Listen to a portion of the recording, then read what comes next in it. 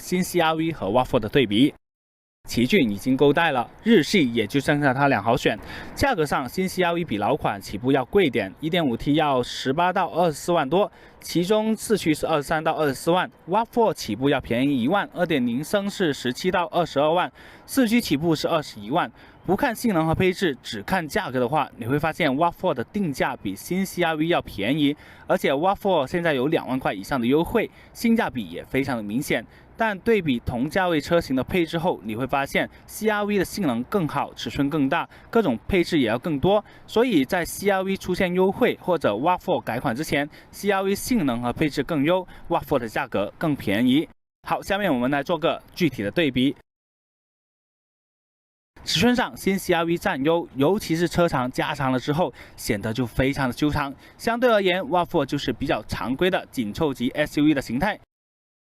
CR-V 的前脸用了这种大嘴的风格，里面是蜂窝状的格栅，硕大的 logo， 上面是一条立体的镀铬装饰，头灯是全 LED 光源，但并没有透镜。RAV4 的进气格栅不算大，远近光都是 LED 灯。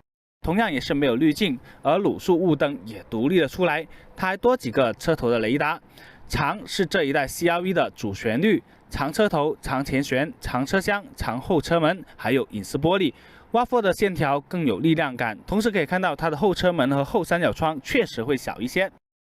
CR-V 用了17英寸的轮毂，配235/65/27的登陆普 SP Sport Max 轮胎，看起来很厚。RAV4 用上了18英寸的轮毂，配225/60/18的登陆普 PT30 轮胎，虽然也很厚，但轮毂大点也更好看一些。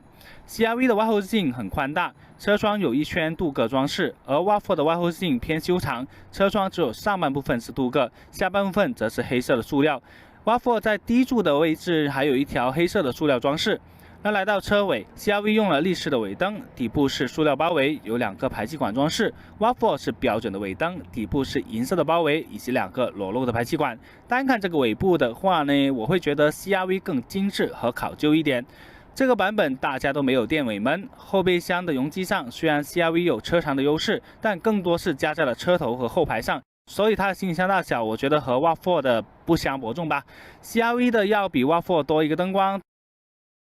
RAV4 多一个网兜，在行李箱的扩容能力上呢 ，CR-V 也要更胜一筹。它的座椅能够放得更平一点点，而且它的2排座椅可以前后移动，这样的话扩容上就更灵活了，不一定要放老座椅。CR-V 的后车门可以打开的角度更大，因为车门长啊，所以车窗的面积也很大。车门上有软搪塑、皮革等覆盖，还有杯架。RAV4 的车门虽然不长，但它通过这种分段式的车窗，一方面能够保证采光面积，另外一方面也能够让可降下去那一部分尽量的降下去，也是不错的。车门上的皮革覆盖也要更大的面积一点。CR-V 的后排座椅很宽大，后排座椅比前排座椅要软一些，但整体都算不上是很软的那种座椅。座椅靠背有很大的调节幅度，可能有30度以上了。调到最大的倾斜幅度之后，就是这个样子，基本上就是葛优躺的状态了。座椅前后也有很大幅度的调整，不过在5座状态下，前后调节好像意义不是很大，可能就是在后排有安全座椅的情况下，可以调前一点点，方便前排乘客和小孩的互动。RAV4 的后排座椅靠背可以调节幅度不大，座椅的填充物偏硬一些，整体舒适度呢，我觉得是不如 CR-V 的。后排的腿部空间 ，CR-V 有2拳，RAV4 大概是1拳半的样子。头部空间两者都差不多1拳左右，坐垫都足够长，能够支撑腿部。CR-V 的中央地板隆起没有 RAV4 的高。CR-V 没有座椅背带，这点是值得吐槽一下的。中间都有一个后排的出风口 ，CR-V 这里有2个 USB-A 的接口。而 RAV4 是2个 C 口，并且带有遮盖。后排扶手呢 ，CR-V 有2个竖向的杯架 ，RAV4 有2个横向的杯架。个人觉得竖向的杯架可能会对扶手的影响小一点点。后排的通透性是 CR-V 要好一点，它是全景天窗，而且后车窗、后三角窗都要更大。当然了 ，RAV4 的也不差啦。后排的阅读灯也是 CR-V 的好一些些，2个触摸式的 LED 灯。RAV4 还在用这种老掉牙的灯泡灯。中间位置上2台车都可以坐人，都不会拱起的很明显，不会顶着屁股、顶着腰部。不过 RAV4 因为地板隆起的变明显，所以脚不太好放。来看一眼2台车的中控之后呢，我们就到前排去吧。打开车门 ，CR-V 的车窗底部更平整，而且也是一整块的玻璃，材质搭配还挺丰富的。但只有驾驶位一键升降，而 RAV4 的车窗底部带有弧线，并且前面也分开了一个三角窗。门板的皮革面积大一些，四窗都是一键升降的。哦，对了，他们的车窗都是单层隔音玻璃，在这点上，日系合资车还是老样子，能省则省。内饰的布局，两台车都用上了顶部的大屏幕，但细节设计会有很多的不同点。前排座椅 CR-V 的要多些纹路，同样都是多项电动调节。CR-V 会多一个腰部的4项调节 ，RAV4 在这一点上只有2项调节。CR-V 方向盘上的皮呢，手感很好，按键虽然是一些塑料键，但按压和滚轮的质感都足够好。RAV4 的方向盘手感其实和 CR-V 差不多，但皮质要更滑一点。方向盘上的按键也是塑料，但按压的质感没有 CR-V 的好。CR-V 采用了10.2英寸的屏幕的仪表盘，几乎都是全液晶了，只有两侧的油量和水温不是屏幕，而 RAV4 就只有一块7英寸的屏幕，外面2个圆形的仪表都还是传统的样式。CR-V 中控台上也全都是远堂数，并没有皮革覆盖，这点上我觉得 CR-V 做的不是很好。中控上有一条蜂窝状的装饰，下方还有一条纹理装饰。当然 ，RAV4 的内饰材质也没有多好，虽然它的远堂数有缝线，但其实还是塑料。两台车都是10.1英寸的中控屏，都有大黑边框，卧龙凤雏了，属于是。和 RAV4 的4周边框不一样 ，CR-V 的边框集中在了左侧，并且留有一些物理按键和旋钮，视觉上确实会比 RAV4 的要好一些，起码看起来不会像电视机。